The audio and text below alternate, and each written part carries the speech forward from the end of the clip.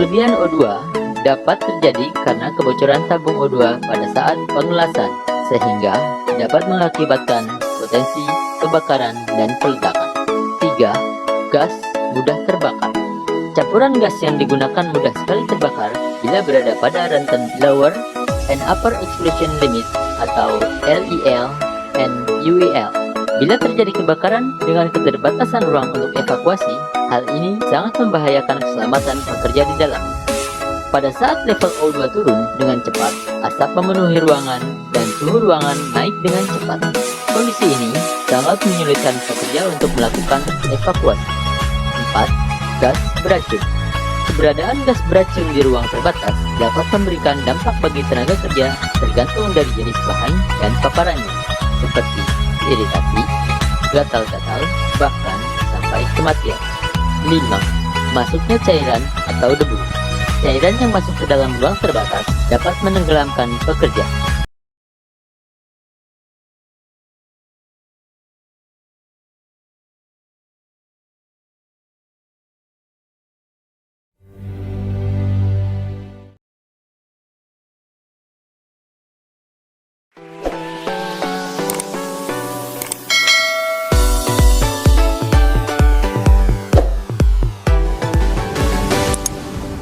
Terbatas atau confined space.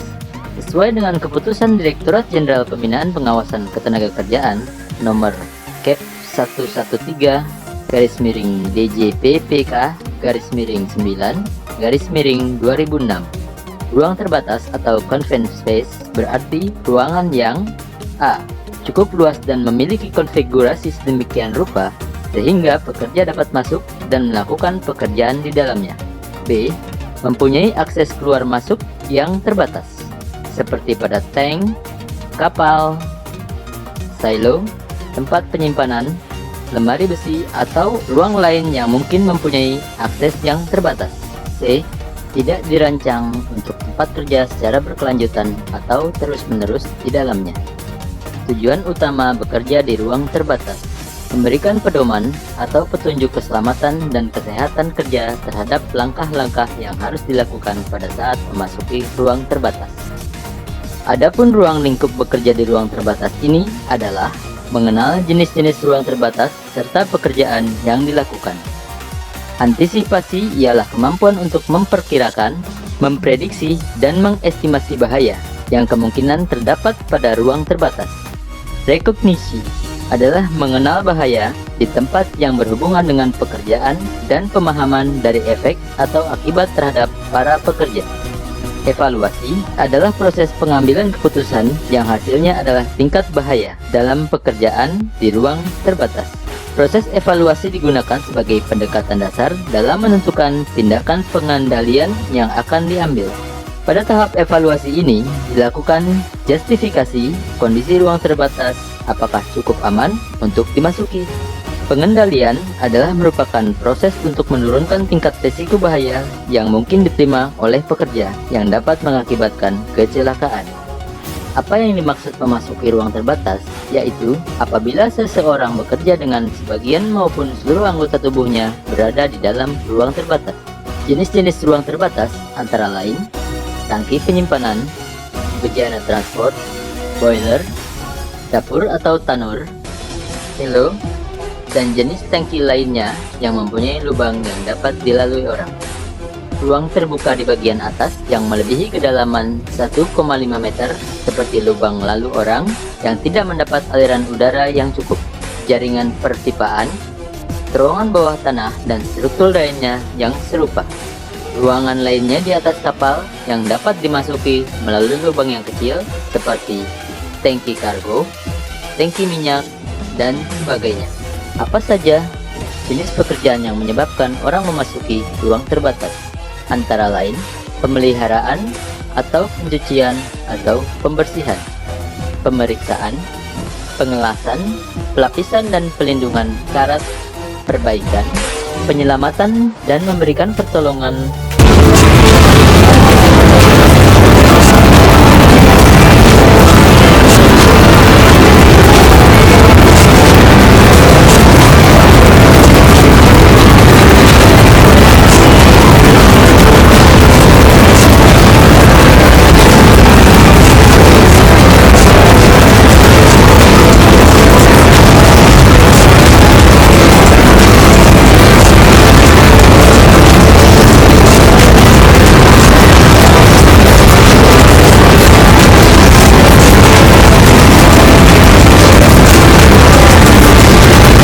masuknya cairan atau debu. Bahaya lain yang harus diwaspadai yaitu 1. Hambatan dalam ruang tersebut. 2. Kurangnya pencahayaan. 3. Bahaya pemakaian listrik. 4. Intensitas kebisingan yang tinggi. 5. Iklim kerja panas. 6. Tenggelam karena adanya cairan. 7. Kejatuhan benda. 8. Bahaya pemakaian peralatan elektronik. 9. Kesulitan akses keluar. 10. Terjatuh dari ketinggian. Apa saja risiko kesehatan yang bisa dihadapi tenaga kerja dengan adanya faktor bahaya di ruang terbatas? 1. O2 defisiensi. O2 defisiensi dapat terjadi karena pemasukan gas metan atau nitrogen untuk menghindari terbentuknya campuran gas yang mudah terbakar, O2 displacement. Kemudian, akibat aktivitas pengelasan yang dilakukan di dalamnya dan reaksi kimia seperti terjadi proses korosi yang terjadi bisa menurunkan kadar O2.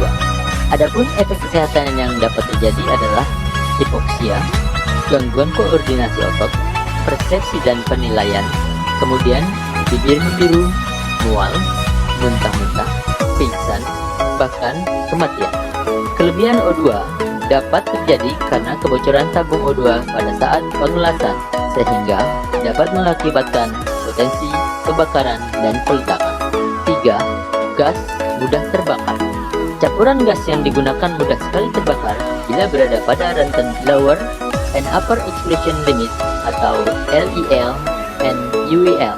Bila terjadi kebakaran dengan keterbatasan ruang untuk evakuasi, hal ini sangat membahayakan keselamatan pekerja di dalam.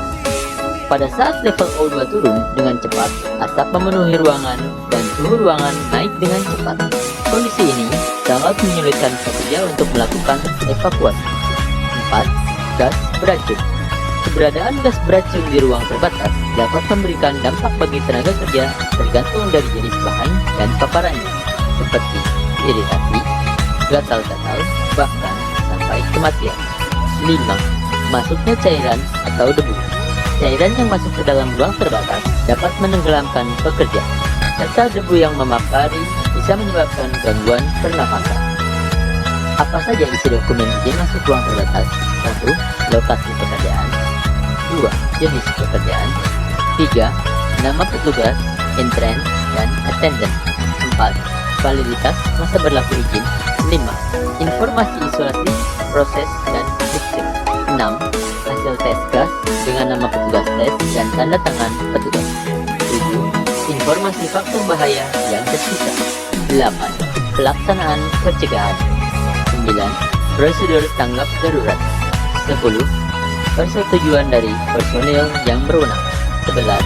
Persetujuan dari personil yang berwenang yang menyelenggarakan pekerjaan. 12. Kelengkapan kerja. 13. Pembatalan pelaksanaan pekerjaan dan penarikan izin. Prosedur bekerja di ruang terbatas. Bagaimana langkah-langkah yang aman untuk memasuki ruang terbatas?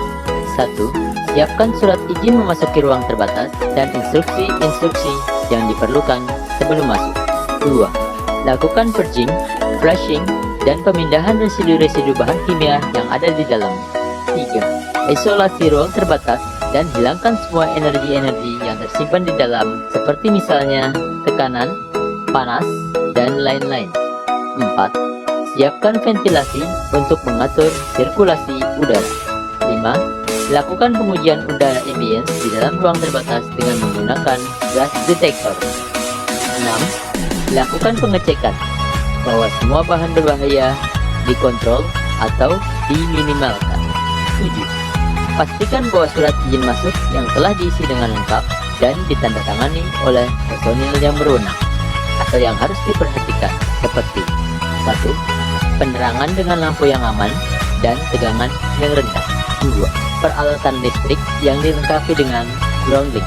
3. Integritas elang asetilene dan kabel-kabel listrik. 4.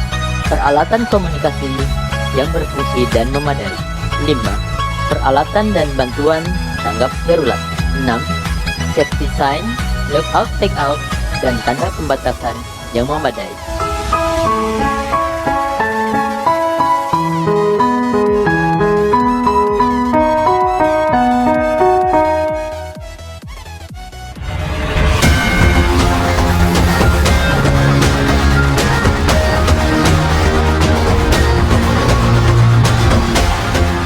Pada era kemerdekaan, banyak infrastruktur yang dibangun oleh pemerintah. Untuk mengurangi risiko kecelakaan kerja, pemerintah membentuk badan yang bertujuan untuk melindungi para pekerja dari kecelakaan kerja. Dimulai pada tahun 1969, didirikan sebuah lembaga higien perusahaan dan kesehatan di Departemen Tenaga Kerja dan Dinas Higien Perusahaan. Selanjutnya, berdasarkan keputusan Menteri Pekerjaan Umum dan Perumahan Rakyat Nomor 2 Tahun 2014, organisasi Hiperkes telah berubah menjadi K3, Kesehatan dan Keselamatan Kerja.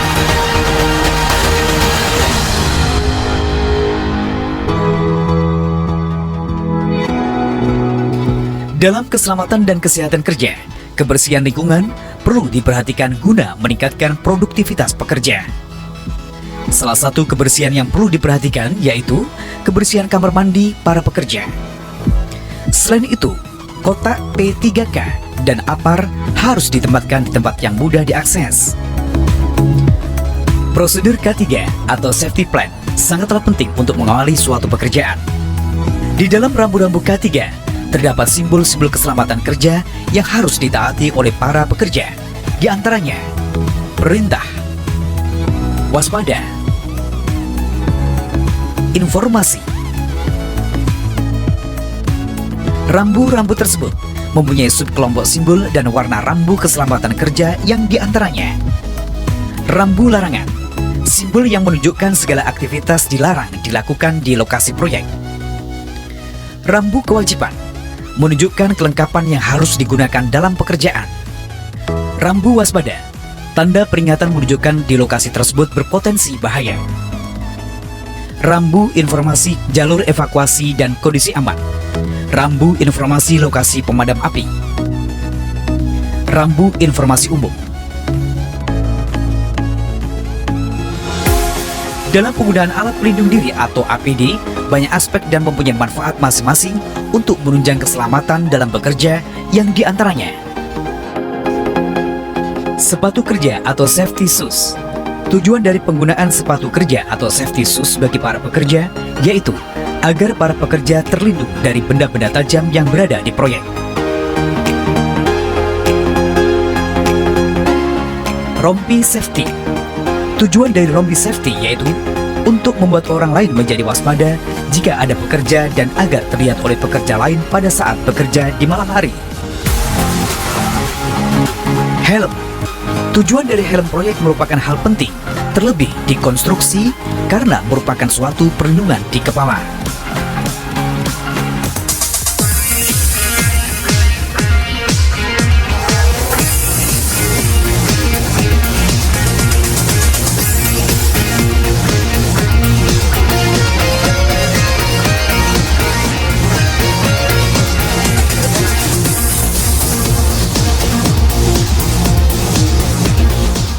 Pada pagi hari, para pekerja diwajibkan untuk mengikuti apel pagi yang bertujuan untuk membangun komitmen dan disiplin para pekerja dalam menjalankan tugas. Sudah wajib menggunakan APD, Pak. Jadi APD itu adalah helm, rompi, dan sepatu. Kenapa, Pak? Ibu-ibu, kenapa harus wajib ya? Karena potensi pekerjaan kita ini masih ada pekerjaan dari atas ya. Jadi kemungkinan ada sisa material yang jatuh kena kepala kita. Bapak-bapak wajib menggunakan masker, Pak. Nah, ini masker merupakan alat pelindung bagi pernapasan dari bau kimia atau material lainnya yang berada di proyek. untuk rekan-rekan yang melakukan pengelasan, kacamata kerja merupakan pelindung mata dari percikan api, partikel debu, kayu, batu atau serpian besi dari hasil pekerjaan proyek. Tujuan utama dalam penggunaan sarung tangan adalah untuk melindungi tangan pekerja dari benda-benda keras dan tajam lainnya.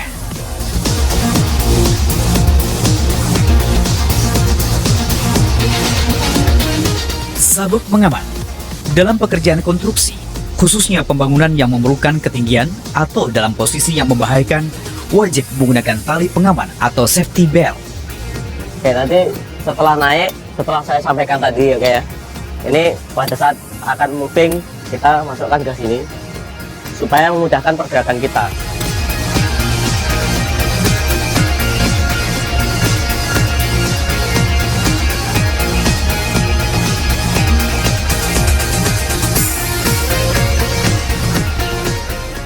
Itu ya Mas ya. Paham semuanya?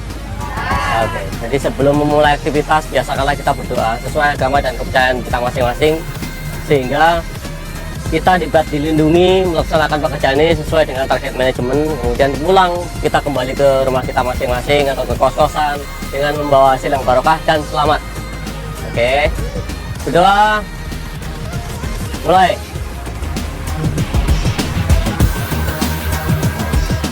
Doa selesai. Oke, sebelum kita melakukan aktivitas, kita teriakan ya dulu Pak, supaya terpancing semangat kita. Oke ya. Underpass kurang Agustus? Bisa. Underpass kurang Agustus? Bisa. Underpass kurang Agustus? Bisa. Safety? Safety? Safety? Oke, terima kasih.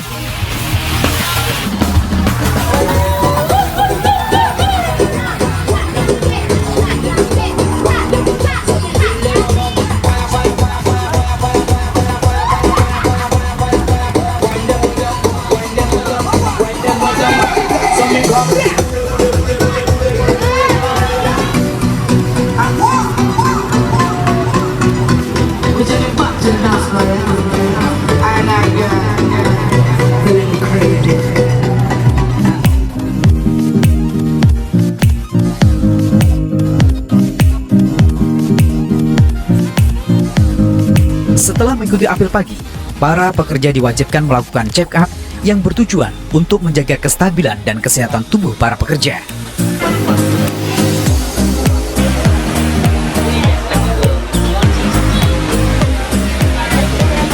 Tujuan dari pelaksanaan K3 dalam suatu proyek atau pelaksanaan pekerjaan adalah menjaga rekan-rekan yang terlibat dalam pelaksanaan pekerjaan itu supaya tetap aman, baik manusianya maupun materialnya. Di tujuan akhirnya adalah zero fatality atau zero accident. Nah, fungsinya K3 adalah seperti itu. Dalam pelaksanaan K3 ini tentunya kita ada yang namanya dendanya. Jadi apabila pekerja, rekan baik pekerja maupun staf yang melanggar atau tidak menggunakan APD, bisa kita kenakan sanksi dari mulai peringatan sampai dengan denda nominal rupiah. Ini sebenarnya semata-mata fungsinya adalah supaya mengingatkan rekan-rekan bahwa keselamatan kerja itu penting. Jadikan keselamatan kerja itu sebagai kebutuhan, bukan sebagai kewajiban.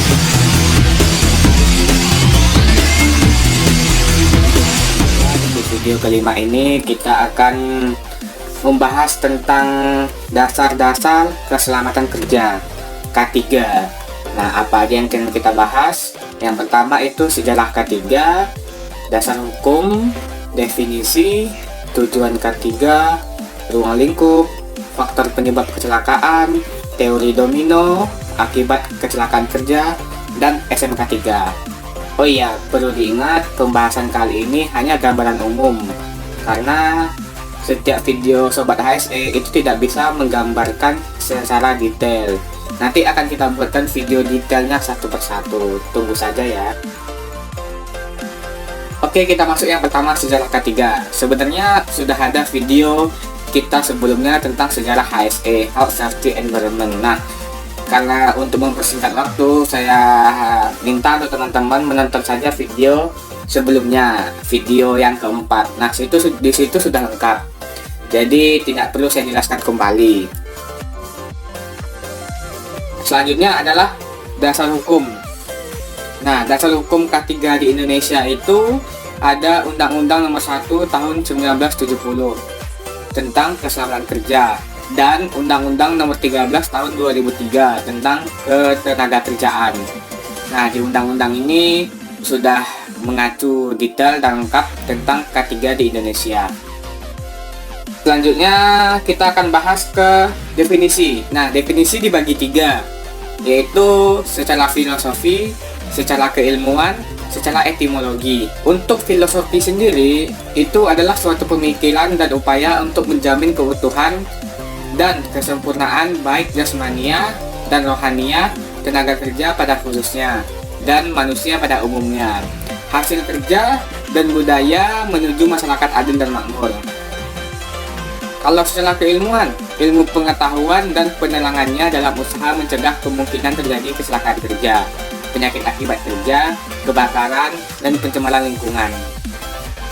Secara etimologi yaitu merupakan suatu upaya perlindungan agar tenaga kerja selalu dalam keadaan selamat dan sehat selama melakukan pekerjaan di tempat kerja, bagi orang-orang lain yang memasuki tempat kerja maupun sumber dan proses produksi dapat digunakan secara aman dan efisien dalam pemakaiannya. Nah, jadi ada 3 definisi. Kalau saya lebih cenderung ke secara keilmuan, ilmu pengetahuan dan penerangan untuk mencegah terjadinya kecelakaan kerja dan penyakit akibat kerja. Nah, selanjutnya kan kita pahami itu apa tujuan ketiga. Sebenarnya tidak ada secara spesifik tujuan K3 itu apa.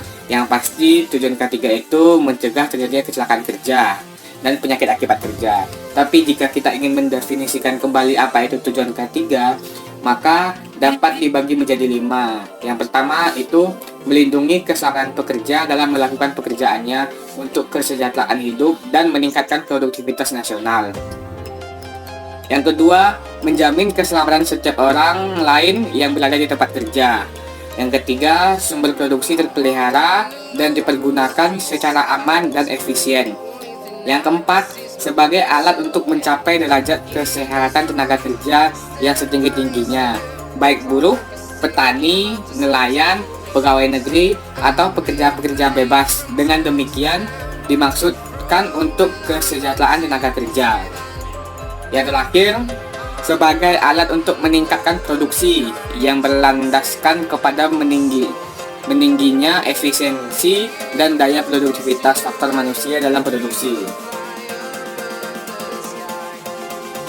Selanjutnya, kita akan mempelajari apa itu ruang lingkup.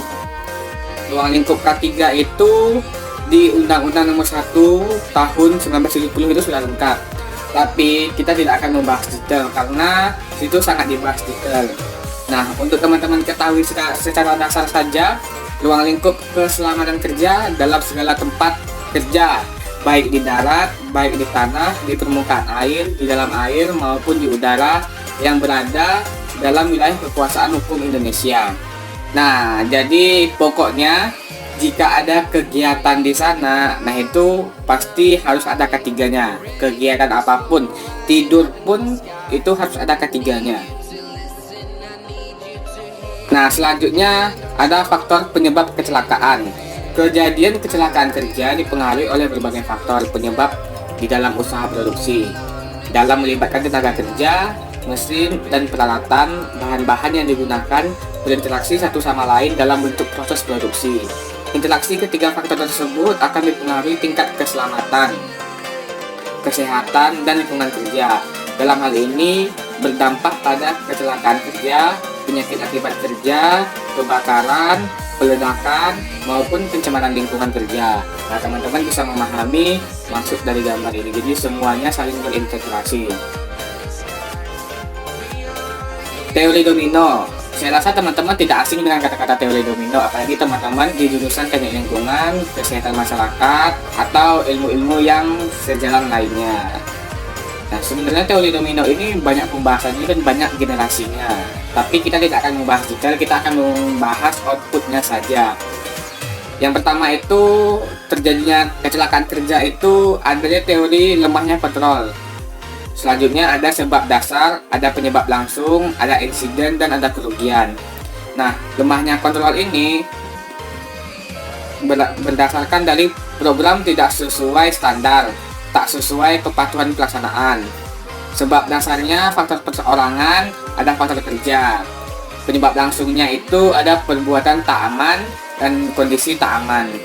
Insiden itu kejadian kontak dengan energi atau bahan zat. Kerugian, kecelakaan, kerusakan yang tidak diharapkan. Nah, jadi kecelakaan atau kerusakan itu ada penyebab-penyebabnya. Nah, penyebabnya itu berdasarkan dari lemahnya kontrol, sebab dasar, penyebab langsung, insiden, dan kerugian. Selanjutnya, kita akan belajar tentang akibat kecelakaan kerja. Nah, bagi teman-teman yang awam, jadi kecelakaan kerja itu ibarat gunung es. Kalau yang kerugian yang terlihat itu terdiri dari korban jiwa, itu mungkin korban luka, biaya pengobatan, kerusakan properti. Tapi seperti gunung es, di atasnya kecil, di bawahnya sangat besar, kerugian yang tidak terlihat itu sangat besar.